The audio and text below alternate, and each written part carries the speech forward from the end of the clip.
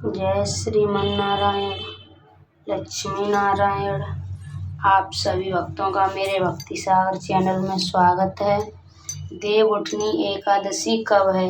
11 या फिर 12 नवंबर। जाने सही तारीख, शुभ मुहूर्त और पूजा विधि। एकादशी तिथि बहुत ही महत्वपूर्ण मानी जाती है। कार्तिक माह के शुक्ल पक्ष के आने वाली एकादशी तिथि को प्रबोधिनी एकादशी और देवउठनी एकादशी के नाम से भी जानते हैं। इस दिन भगवान विष्णु 4 माह के लंबे समय के बाद योग निद्रा से जागते हैं। उसके साथ ही चतुर्मास का समापन होगा और श्री हरि विष्णु सृष्टि के संचालन का दायित्व फिर से संभाल लेते हैं। इस दिन से ही विवाह, सगाई, मुंडन, गृह प्रवेश जैसे मांगलिक कार्य भी शुरू हो जाते हैं। इसके अलावा ये तिथि भगवान विष्णु और माता लक्ष्मी को प्रसन्न करने के लिए सबसे उत्तम मानी जाती है। देवउठनी एकादशी तिथि इस साल कार्तिक मास शुक्ल पक्ष की एकादशी तिथि की शुरुआत 11 नवंबर 2024 की शाम 6:46 पर शुरू होगी। वही तिथि का समापन 12 नवंबर 2024 को शाम 4:04 पर होगा। उदया तिथि के अनुसार देवउठनी एकादशी का व्रत 12 नवंबर को मंगलवार को रखा जाएगा। देवउठनी एकादशी पारण मुहूर्त।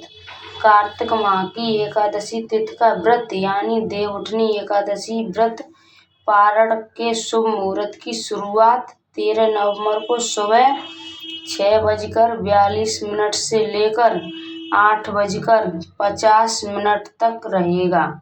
इस दौरान भक्तों को पारण करने के लिए कुल 1 घंटा और 1 मिनट का समय मिलेगा। देवउठनी एकादशी पूजा विधि। देवउठनी एकादशी का व्रत करने के लिए सुबह जल्दी उठकर स्नान ध्यान करें और भगवान विष्णु के व्रत का संकल्प लें। उसके बाद मंदिर की साफ सफाई करें। उसके बाद भगवान विष्णु और माता लक्ष्मी का ध्यान करें। फिर भगवान को पंचामृत से स्नान कराएं। हल्दी या गोपी चंदन का तिलक लगाएं। उसके बाद भगवान विष्णु को पीले फूलों की माला, मिठाई, फल और तुलसी के पत्ते चढ़ाएं। भगवान विष्णु के ओम नमो भगवते वासुदेवाय या फिर अन्य मंत्र जपें। विष्णु सहस्त्र नाम का पाठ करें और आरती गाएं। पूरे दिन व्रत का पालन करने के बाद रात में भगवान का भजन कीर्तन करते हुए जागरण करें। उसके बाद सुबह पूजा पाठ के बाद व्रत का पारण समय में व्रत तोड़ें। बोलिए विष्णु भगवान की जय। देवउठनी एकादशी के व्रत नियम। एकादशी के दिन भगवान विष्णु और माता लक्ष्मी की विधि विधान से पूजा अर्चना की जाती है। इस दिन कई कार्य करना वर्जित माना जाता है। एकादशी के दिन शाश्वत भोजन करना चाहिए। इस दिन मांस, मंदिरा आदि का सेवन नहीं करना चाहिए। देवउठनी एकादशी के दिन सालग्राम और माता तुलसी का विवाह होता है, इसलिए इन दिन तुलसी के पत्तों को तोड़ने की मनाही होती है। एकादशी के दिन चावल का सेवन नहीं करना चाहिए। इस दिन किसी की बुराई नहीं करनी चाहिए। माना जाता है कि इससे माता लक्ष्मी नाराज होती हैं। बोलिए विष्णु भगवान की जय, तुलसी मैया की जय। देवउठनी एकादशी व्रत कथा। एक राजा के राज्य में सभी लोग एकादशी व्रत रखते थे। प्रजा तथा नौकर चाकर से लेकर पशुओं तक को एकादशी के दिन अन्न नहीं दिया जाता था। एक दिन किसी दूसरे राज्य का एक व्यक्ति राजा के पास आकर बोला, महाराज कृपा करके मुझे नौकरी पर रख लें। तब राजा ने उसके सामने एक शर्त रखी कि ठीक है, रख लेते हैं, किंतु रोज तो तुम्हें खाने को सब कुछ मिलेगा, पर एकादशी को अन्न नहीं मिलेगा। उस व्यक्ति ने उस समय हाँ कर ली, पर एकादशी के दिन जब उसे फलाहार का सामान दिया गया तो वह राजा के सामने जाकर गिड़गिड़ाने लगा, महाराज इससे मेरा पेट नहीं भरेगा, मैं भूखा ही मर जाऊंगा, मुझे अन्न दे दो। राजा ने उसे शर्त की बात याद दिलाई, वह अन्न छोड़ने को राजी नहीं हुआ। तब राजा ने उसे आटा, दाल, चावल आदि दिए। वह नित्य की तरह नदी पर पहुंचा और स्नान कर भोजन पकाने लगा। जब भोजन बन गया तो वह भगवान को बुलाने लगा, आओ भगवान, भोजन तैयार है। उसके बुलाए पर पीताम्बर धारण किए भगवान चतुर्भुज रूप में आ पहुँचे तथा प्रेम से उसके साथ भोजन करने लगे। भोजनादि करके भगवान अंतर्ध्यान हो गए तथा वह अपने काम पर चला गया। 15 दिन बाद अगली एकादशी को वह राजा से कहने लगा कि महाराज मुझे दोगुना सामान दीजिए, उस दिन तो मैं भूखा ही रह गया। राजा ने कारण पूछा तो उसने बताया कि हमारे साथ भगवान भी खाते हैं, इसलिए हम दोनों के लिए ये सामान पूरा नहीं है।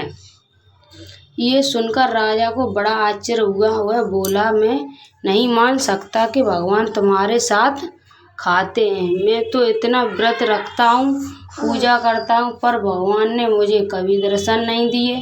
राजा की बात सुनकर वह बोला, महाराज यदि विश्वास न हो तो साथ चलकर देख लो।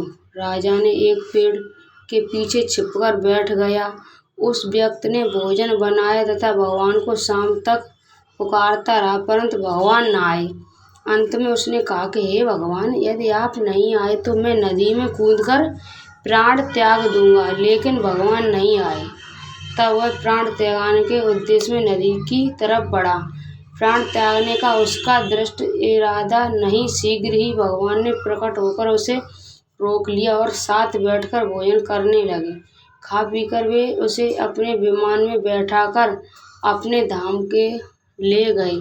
ये देख राजा ने सोचा कि व्रत उपवास से तब तक कोई फायदा नहीं होता जब तक मन शुद्ध न हो।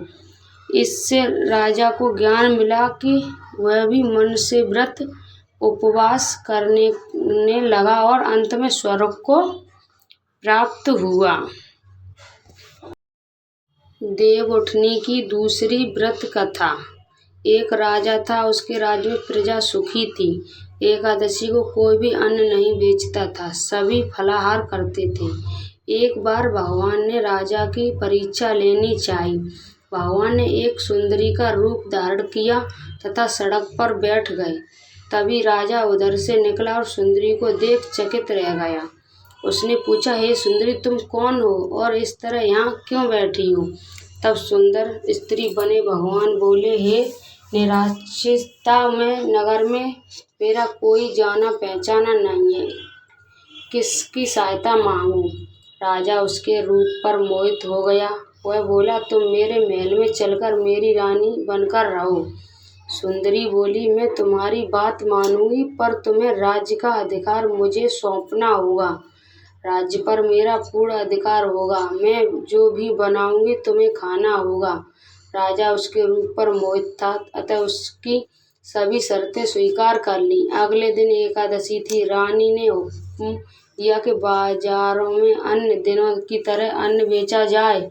उसने घर में मांस, मछली आदि पकवाए तथा परोसकर राजा के सामने खाने के लिए कहा।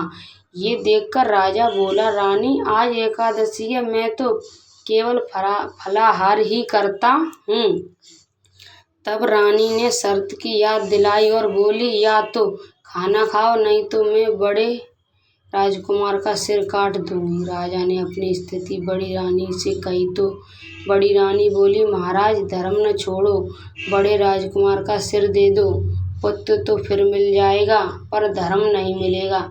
इसी दौरान बड़ा राजकुमार खेलकर आ गया। माँ की आंखों में आंसू देखकर वह रोने का कारण पूछने लगा तो माँ ने उसे सारी वस्तुएं बता दी। तब वह बोला, मैं सिर देने के लिए तैयार हूँ। पिताजी के धर्म की रक्षा होनी जरूरी होगी। राजा दुखी मन से राजकुमार का सिर देने को तैयार हुआ तो रानी ने रूप में भगवान विष्णु ने प्रकट होकर असली बात बताई। राजन, तुम इस कठिन परीक्षा में पास हुए। भगवान ने प्रसन्न मन से राजा से वर मांगने को कहा तो राजा बोला, आपका दिया सब कुछ है, हमारा उद्धार करें। उसी समय वहां एक विमान उतरा। राजा ने अपना राजपुत्र सौंप दिया और विमान में बैठकर परम धाम को चला गया। बोलिए विष्णु भगवान की जय। जय श्रीमन नारायण।